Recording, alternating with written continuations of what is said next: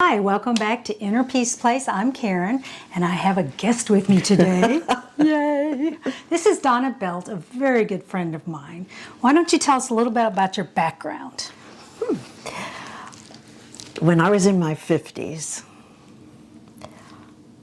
my husband retired, and I decided it was time to grow up and be who I was going to be. Oh. And I'd always thought I would love to be an artist or a minister. Okay. And so I put those two together, and I got a grant from Susan Komen to work with cancer patients using art as a means to discovery, as a means to connecting to their own intuitive wisdom to recreate the story that appeared to be happening to them. So I morphed into working with hospice, and I feel like I've been guided ever since. And I'm very grateful.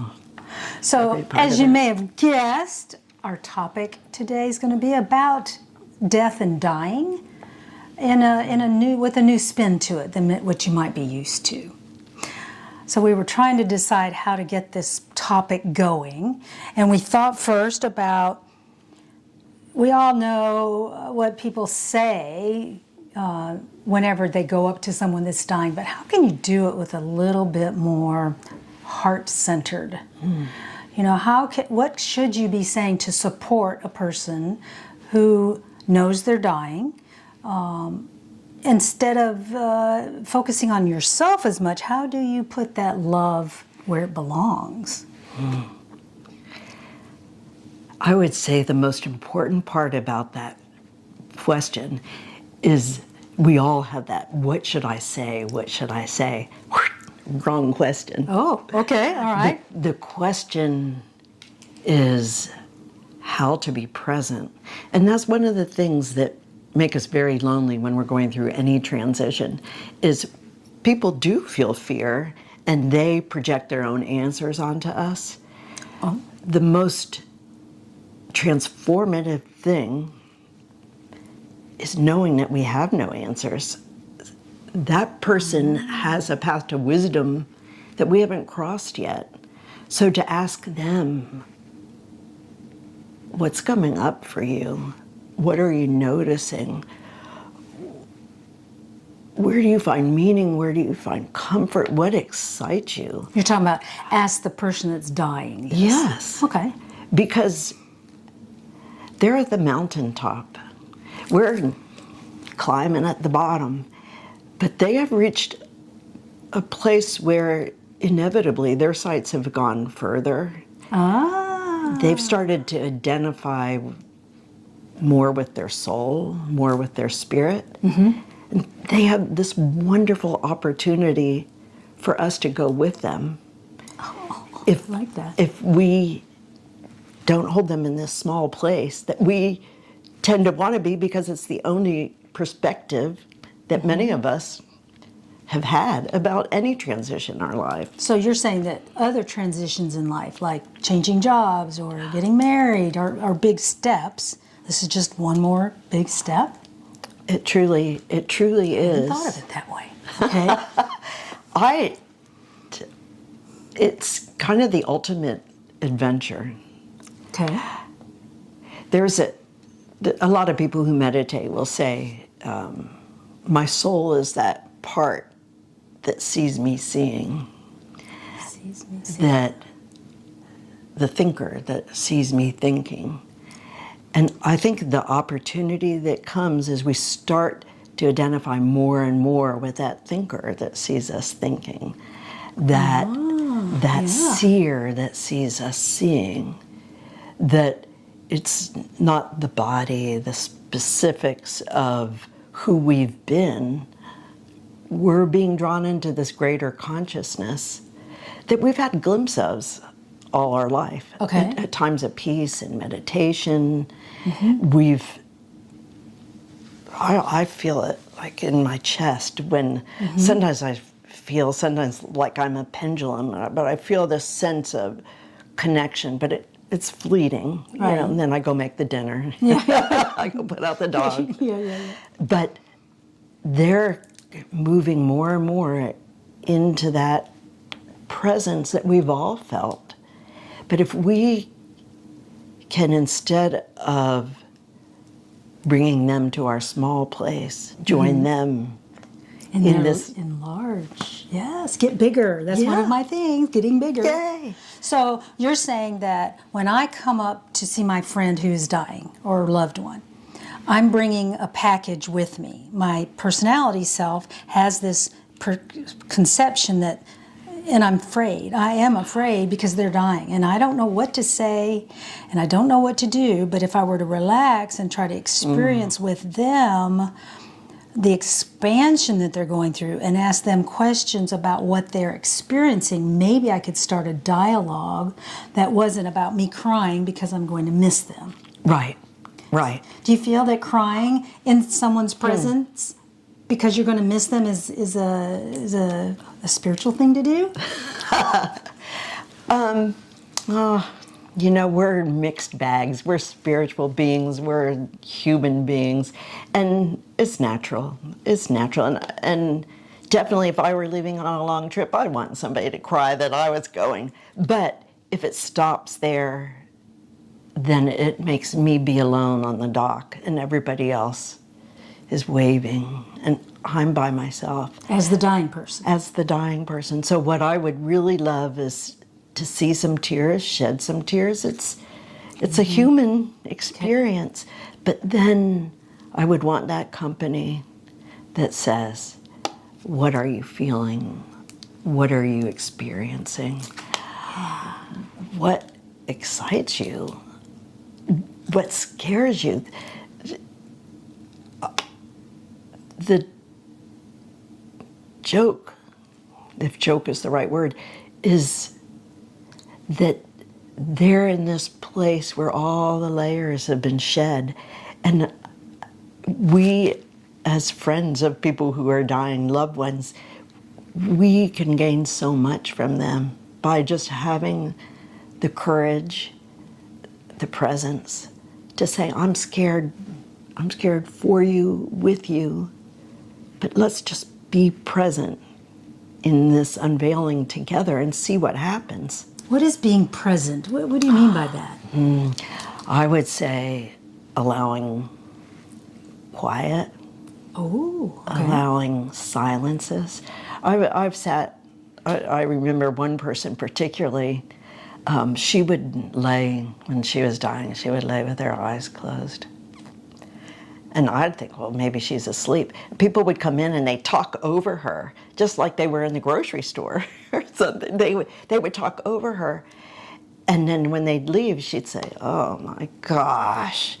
But it was because they're pacing. They were in an everyday energy pace because they didn't know how to bring presence, to slow down. One of the things that I find, it's like being with a baby. That skin on skin, when you know the baby doesn't understand everything you're saying. Right. So I think sitting with the dying, often just to grab a bottle of lotion and just skin on skin contact, that's presence. It's bringing us down to a wordless place where if that person does have something to say, it's like a slumber party. It's that sweet, I have something to say, but the air doesn't have to be filled with words. Oh, Words, I love that. they're poor containers for what's going on. And I think that many times in these videos, what I've taught is being in the moment, taking a deep breath and relaxing. And then you can feel maybe the direction of your conversation or of the silence, directing the silence or allowing it to expand and get bigger. So I visualize myself as being a light, where light's coming out of my body in all directions. You could possibly do the same thing for that individual. It's just, and you're pretending at first, obviously. You just That's okay. have light coming out of that person and just see where your light interacts with theirs but there's no words. You're just sitting there, possibly putting lotion on their hand and expanding into all that is, to have a communication with them wordless. Now, you had said possibly if they're in the right place, you could ask them questions about what they're experiencing. Clearly, the key is being curious about what they're feeling. This actually applies to people who are mourning as well. Okay. Whenever we're around people and they're going through a transition, the normal thing our personality does is we want to impose meaning on it. We want to fix it, patch it up. So I remember when my mother died, everybody would say, "Oh, she's in a better place." It's like, well, okay, that does not apply. I miss my mother. Right. I know she had a great life. I miss my mother. I would have liked somebody to say, "You must miss her so."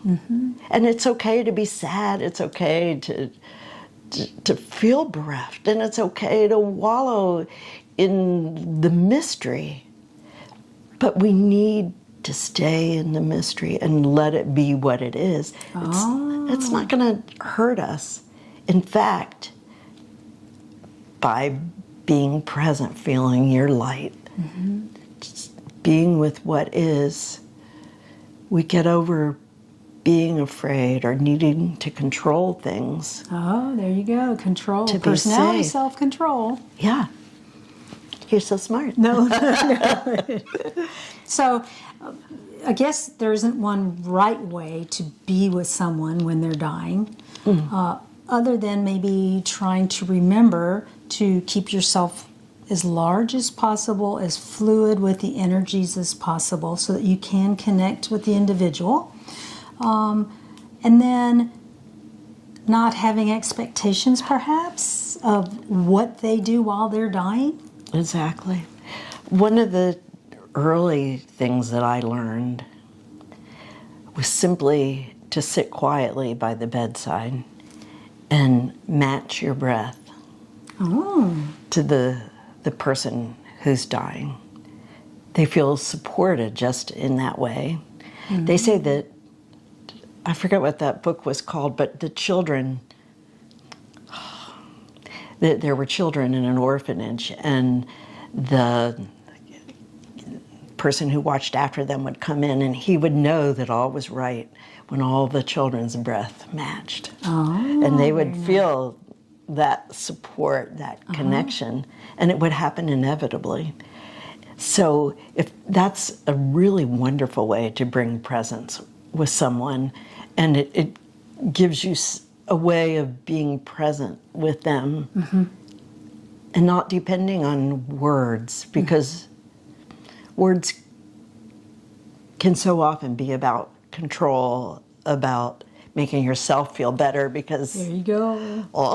Yeah. well, I don't know what to say. So I'm going to rely on some pat answer. I'm going to go online and see, what do you say to a dying person? Right. Yeah. And does not apply. And what a gift to give to yourself to learn from them, to just be present, to breathe with them, and see what happens.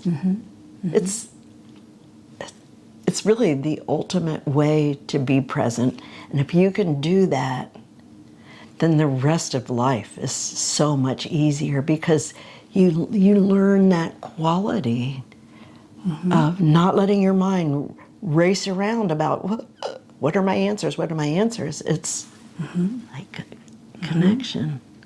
It's joy. Even in the death process, it's joy. It's total joy. Where's the fear?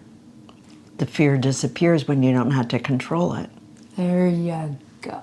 All right. Yeah. Hello. I apologize for the abrupt closure to that video.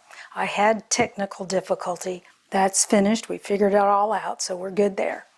We have 5 total videos in this series with Reverend Belt. So, yay, she's such a wonderful person. We really did have a good time making these, and I hope you'll continue watching them.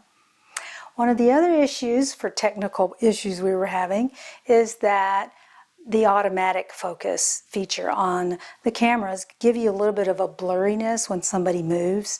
And so we won't be using that anymore once this series is finished. I really appreciate you watching these videos. It means a lot to us. Love and light to you and your path. And I'll see you next time. Bye-bye.